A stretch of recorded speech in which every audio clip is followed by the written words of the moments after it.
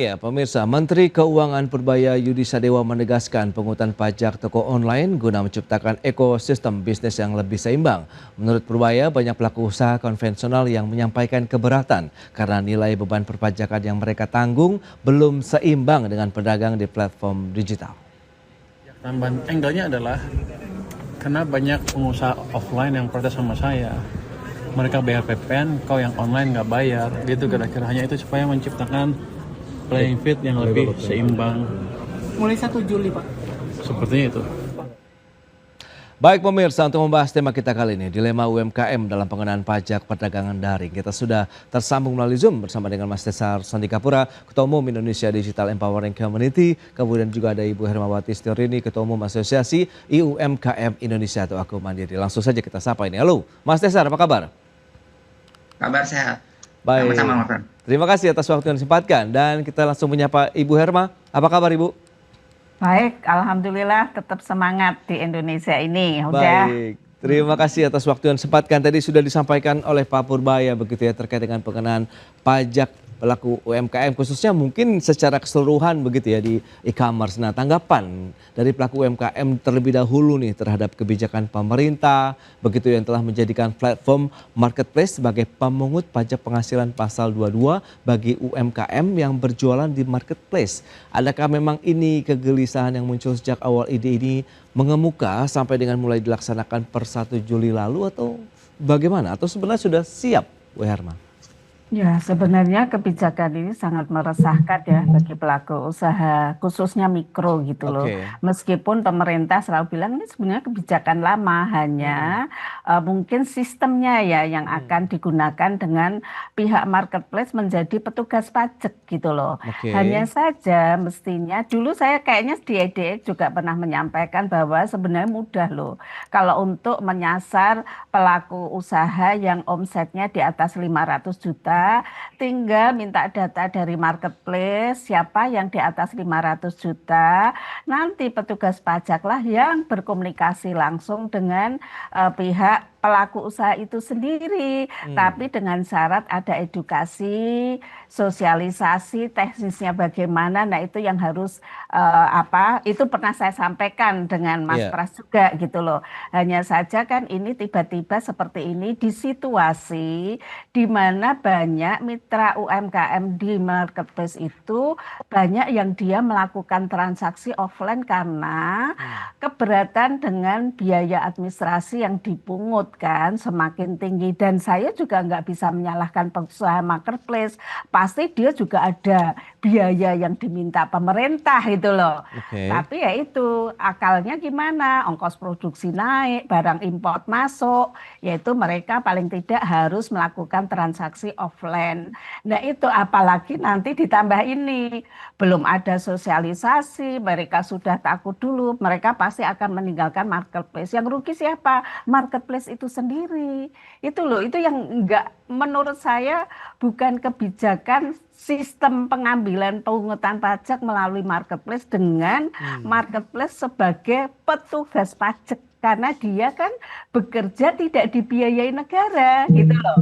Nah itu menurut saya itu udah tumpang tindih dulu gitu. Nah itu kalau tadi dibilang resah, sangat resah gitu loh. Dan ini Oke. tidak hanya pelaku usaha mikro, tapi masyarakat biasa aja kan sudah ada banyak hal yang listrik naik, BBM naik gitu. Itu pengaruh sekali dengan ongkos produksi, biaya daya beli mereka. Nah itu yang harus negara harus bijak ada di sisi rakyat sih, baik itu masyarakat sipil maupun pengusaha maupun siapapun rakyat Ya. Indonesia yang mereka posisinya memang kurang mampu ya, atau mampu tapi tidak mencukupi. Itu sih menurut saya, Mas. Itu dia kegelisahan dari pelaku UMKM ya terkait dengan kebijakan dari pajak begitu dari e-commerce ataupun beberapa hal yang sudah disampaikan begitu oleh Bu Hermana. IDX sendiri melihat bagaimana Mas Tesar begitu dengan mulai dilakukannya pajak penghasilan bagi UMKM yang berjualan di platform e-commerce ini? Berlaku 1 Juli juga ini, Pak. Iya, baik. Kalau saya lihat memang tergantung nawa itu dari pemerintah gitu ya. Balik lagi seperti kata Ibu tadi ya, sebenarnya apakah yang mau dicecar pemerintah ini ya, apakah memang pemain besar yang tanda kutip yang 500 juta ke atas omsetnya gitu ya, Oke. atau mereka mikirin juga nih pemain kecil kan jangan sampai mereka nggak bayar pajak gitu ya. Kalau misalkan mereka mengincar pemain besar, betul. Sebenarnya dengan pemilihan data saja, artinya si platform mengirimkan data ke dinas pajak itu sebenarnya sangat berguna sekali untuk DJP gitu ya, untuk bisa tanda kutip ya meminta langsung gitu ya laporan mereka secara resmi, sehingga sebenarnya marketplace itu sifatnya hanya sebagai pembantu melaporkan gitu ya, jadi bukan sebagai perpanjangan tangan DJP gitu, jadi hanya membantu secara digital gitu ya, bahwa si marketplace A tanda kutip ya punya UMKM ABCD gitu ya, dan besar Oke. omsetnya setahun begini, hanya itu batasannya gitu, dan itu yang melaporkan juga harusnya persetujuan dari si UMKM gitu ya. Jadi sifatnya hanya membantu melaporkan gitu ya. Nanti penerapannya, pemotongannya semua harusnya tetap ada di tanggung jawab di DJP hal ini. Seperti itu Mas Pras. Baik, tapi realitanya di lapangan akankah seperti itu bahwa memang kalau yang disampaikan oleh Bu Herma kan tadi bahwa e-commerce ini jadi pemungut pajak. Tapi kalau Anda sampaikan justru dari pelaporan mungkin aktivitas transaksi yang ada di e-commerce begitu yang bisa dilihat ini menjadi satu hal yang menarik juga karena ada perpajakan juga di dalamnya begitu, Mas Tesar. Mas Pras tadi Ya. terpotong Mas Pras. Ya, dengan beberapa informasi tadi yang sudah disampaikan begitu, apakah akhirnya dengan pajak yang diterapkan oleh marketplace ini kan Anda sampaikan ini lebih kepada membantu pelaporan pajak. Sementara Bu Herma tadi menyatakan bahwa si e-commerce-nya adalah sebagai pemungut pajak. Nah, nanti realisasinya di lapangan akan seperti apa? Iya, betul. Ini yang saya bilang SOP-nya mesti clear gitu ya. Jangan sampai nanti misalkan begini, Ya, si ya. UMKM tidak merasa nih ya, kok omset saya sebesar ini gitu ya. Nanti padahal si marketplace sudah mengirim datanya ke pajak misalkan, ke Dijen Oke. Pajak. Ini kan jadinya ada perbedaan data nih ya. Mestinya si marketplace tidak punya hak untuk mengirim langsung ke DJP. Tetap verifikasinya nanti ada di UMKM gitu ya. UMKM akan melihat, oh tahun ini saya 600 juta nih. Mereka harus mengecek apakah benar ini 600 juta gitu ya. Setelah oke, bisa jadi data itu benar-benar persis. Nah, boleh mereka mengirim langsung gitu ya data yang ada di marketplace. Tapi bukan serta-merta mereka punya hak langsung mengirim data ini ke DJP. Ini yang menurut saya perlu diatur sejelas mungkin gitu ya, sehingga pihak marketplace tidak tadi seakan-akan menjadi petugas pajak gitu ya. Sebenarnya marketplace hanya sebagai pembantu mencatat transaksi yang ada di sistem platform mereka. Itu hanya sebenarnya harusnya. Oke, meskipun kita tahu yang sudah dilakukan adalah kebijakan pemerintah yang telah menjadikan platform marketplace sebagai pemungut pajak penghasilan pasal 22 bagi UMKM nih kalau misalnya yang tadi sudah disampaikan di awal begitu ya Mas Tesar. Nah, Bu Herma sejauh ini adakah upaya-upaya mungkin dari teman-teman pelaku UMKM begitu untuk bisa merapatkan barisan, mungkin bagaimana kita melakukan edukasi kah atau mungkin sosialisasi dengan kebijakan baru di pajak e-commerce ini begitu? Bu Herma. Nah, itu harusnya tugas negara kan? Harusnya tugas negara. Kalau dia bikin kebijakan satu, pasti sebelum ada kebijakan pun dia harus dengar pendapat dulu kan dengan Oke. stakeholder, misalnya pihak asosiasi pelaku UMKM-nya langsung. Jangan yang dipanggil pihak Kadin, HIPMI gitu loh. Tapi asosiasi yang menaungi mikro ke bawah gimana? Dilibatkan nggak? Itu yang pertama. Kedua, kan pelaku usaha mikro ini kan tidak pernah selama ini kan maaf nih, mereka tahunnya 500 juta ke bawah tidak bayar pajak gitu Iya. kan. Terus 600 juta berarti yang dipungut yang mana? Mereka takut yang kepotong 600 kan. Padahal yang dipotong 100 jutanya. Nah, butuh edukasi gitu loh. Oke, Edukasi ya. kepada mereka. Yang ketiga adalah teknisnya bagaimana? Karena ini menyalahi aturan. Mosok pengusaha yang dia dibiayai oleh dia sendiri dengan mitranya di dalam platform itu, dia harus memungut pajak dari anggotanya. Itu kan tidak masuk akal gitu loh. Jadi Ya. pemerintah sudah menyalahi kebijakannya sendiri. Itu yang menurut saya ini tidak wajar. Ini tidak pantas dilakukan oleh pemerintah, khususnya pajak. Pajak bergerak sendiri. Mana pengusaha-pengusaha besar yang mereka mengecilkan pajaknya? Itu dicari. Terus kemarin yang katanya mecah-mecah itu ribuan, kemana mereka?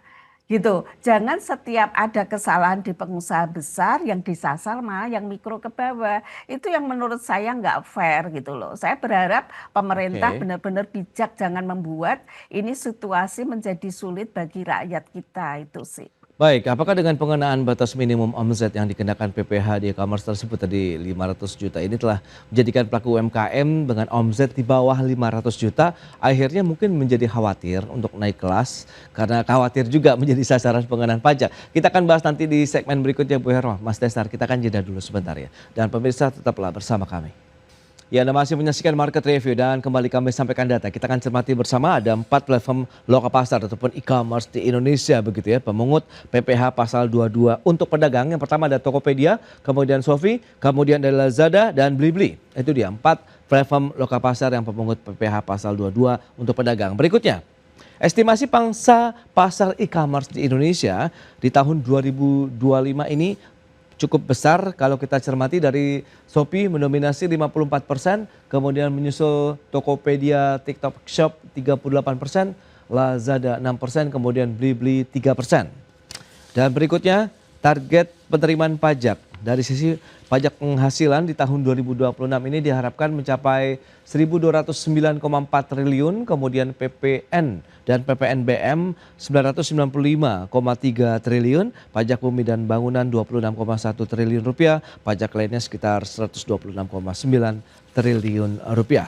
Itu dia beberapa data yang sudah saya sampaikan. Kita lanjutkan kembali perbincangan dengan Ibu Hermawati Setiorini, Ketua Umum Asosiasi UMKM Indonesia, kemudian juga ada Mas Desar Sandikapura, Ketua Umum IDEC.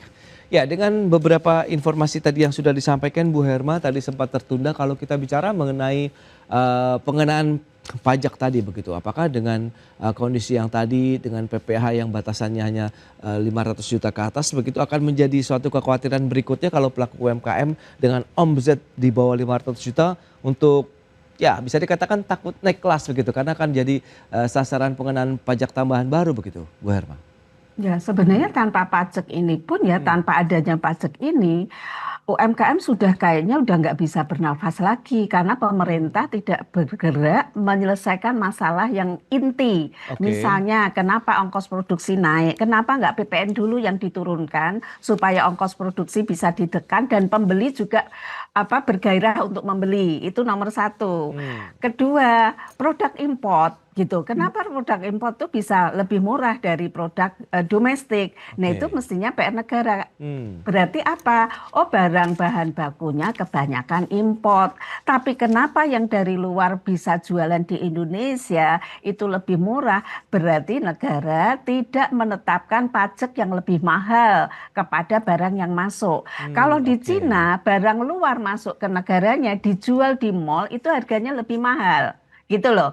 Nah, Oke. kalau kita kan enggak, kita malah justru, maaf nih kemarin saya juga berusaha ke pasar-pasar tradisional di fashion gitu, produknya sudah banyak yang tidak domestik dari Bangkok, dari Cina, dari Korea, harganya tuh murah sekali gitu loh. Sementara maaf yang produk kita, saya beli misalnya lihat di sana, itu harganya sampai 1.900.000, yang paling murah itu 200. Kalau ada yang harga 75.000 segala macam, itu kebanyakan bukan produk domestik yang dari toko batik benar-benar misalnya batik Pekalongan atau batik Solo gitu. Karena yang namanya batik pasti cap atau mungkin ya batik tulis gitu kan. Nah, itu yang harusnya menjadi PR pemerintah. Kita ini kan sebenarnya harus menyelesaikan masalah di dalam dulu gitu loh. Lah ini tidak gitu loh. Itu yang membuat gimana ya, UMKM sebenarnya bukan masalah pajak ini gitu loh. Pajak Oke. itu bukan membuat mereka akhirnya takut naik kelas. Enggak, kalau mereka naik kelas karena pemerintah ini menyelesaikan itu, mereka pasti bersedia bayar pajak. Itu Baik, baik. kuncinya. Nah, ini menarik kalau kita sampaikan ini Mas Desar dengan beberapa informasi tadi yang sudah diberikan juga oleh Bu Herma begitu ya, selaku pelaku usaha UMKM yang merasakan langsung begitu ya dampak dari kebijakan pajak e-commerce ini. Nah, Pak Purbaya menyebutkan regulasi PPH untuk pedagang e-commerce adalah untuk tadi menciptakan kesetaraan antara pelaku UMKM offline dan juga online. Nah, Anda melihatnya bagaimana? Kemudian salah satu yang banyak dikeluhkan oleh kalangan pelaku UMKM yang berjualan di e-commerce adalah mau fungsi juga dari platform e-commerce sebagai penarik pajak. Padahal penarikan pajak seyogyanya dilakukan oleh Ditjen Pajak sendiri. Nah, IDX sendiri melihatnya bagaimana, Mas Desar?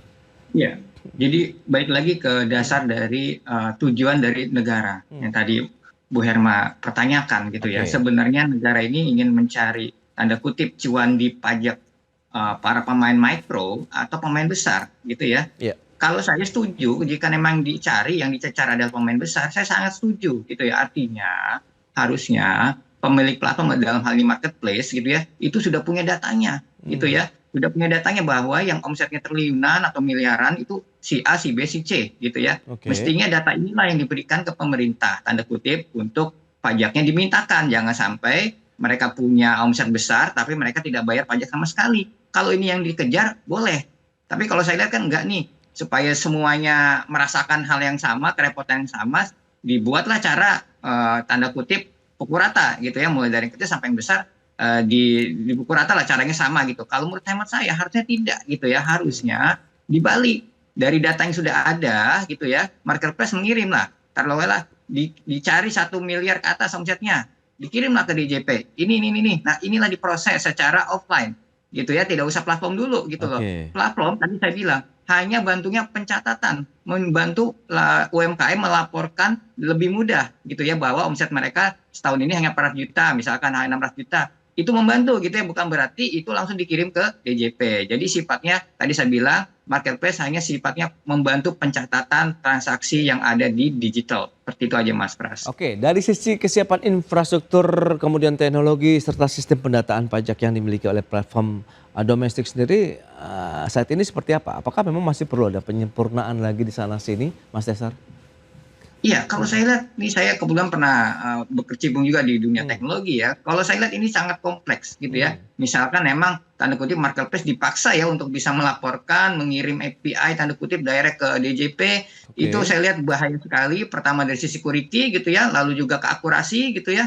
Lalu banyak sekali bisa jadi kemungkinan nanti hasilnya tidak match gitu ya. Dan ini semua nanti yang disalahkan siapa? Si platform atau si UMKM gitu ya. Nanti bisa salah-salahan nih.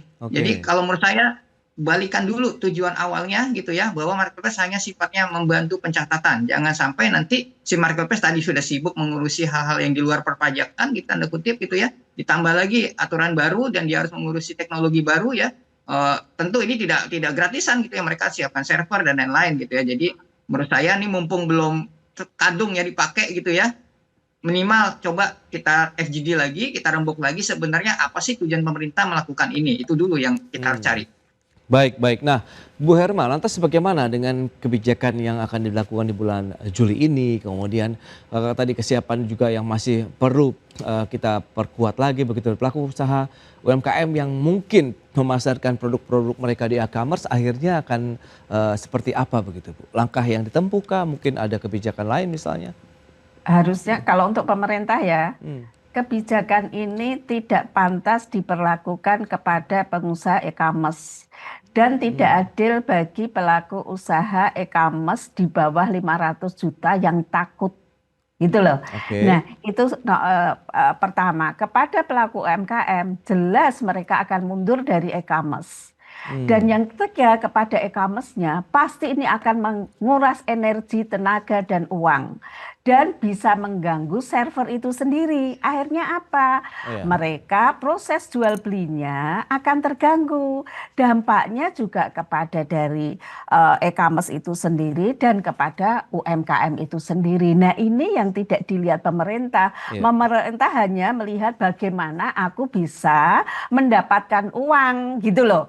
Dari pelaku UMKM gitu. Nah, yang selalu saya sampaikan dari tahun-tahun sebelumnya bahwa pemerintah itu mudah sebagai negara meminta data saja yang omsetnya per tahun ya, per tahun itu 500 juta ke atas.